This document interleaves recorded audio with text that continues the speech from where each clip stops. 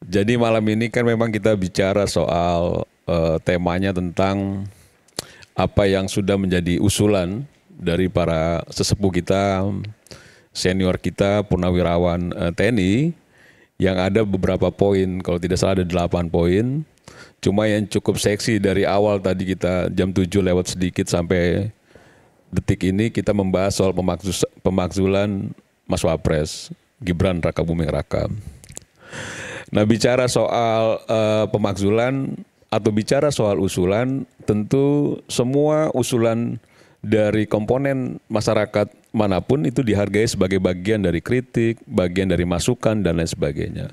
Tapi bukan berarti juga semua saran atau usulan itu mutlak harus dilakukan atau diakomodasi secara politik oleh pemerintah, dalam hal ini presiden, serta-merta.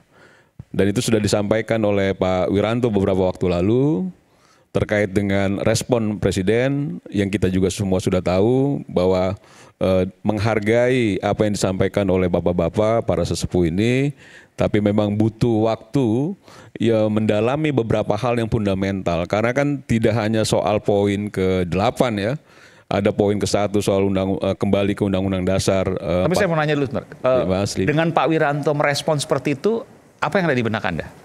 Ya, ini kan biar bagaimanapun kita tidak bisa pungkiri bahwa bapak-bapak purnawirawan ini kan yang berkontribusi juga terhadap bangsa ini.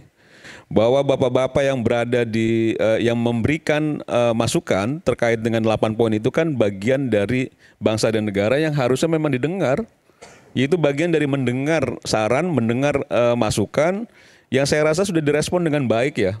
Yang kebetulan juga Pak Wiranto juga bagian dari purnawirawan TNI, mantan Panglima, ABRI dan lain sebagainya. Jadi menurut saya biasa saja saran-saran apa yang disampaikan oleh purnawirawan, dan ini kan sudah disampaikan juga beberapa waktu lalu. Nah, bicara minta turun presiden, minta turun wakil presiden, sepertinya sudah dari dulu juga di rezim-rezim sebelumnya selalu ada saja yang meminta presiden lengser, yang meminta wakil presiden lengser. Bahkan dulu kalau demo-demo jangan Pak SBY ada si Kebo, si Buya dan lain sebagainya gitu. Jadi itu dinamika yang memang bagian dari demokratisasi yang menurut saya biasa-biasa saja. Nah, kalau bicara IMPES tadi sudah dijelaskan oleh Aldi Tata Negara, termasuk juga dengan Bang Refli Harun yang menyampaikan bahwa mungkin saja ya di IMPES kalau misalnya memenuhi setidaknya 3 tadi, pelanggaran hukum, perbuatan tercela, atau tidak memenuhi supaya syarat. tidak jadi gosip, tadi disebutkan 5, bahkan tadi soal drugs segala macam. Itu kan asumsi, nggak apa-apa juga.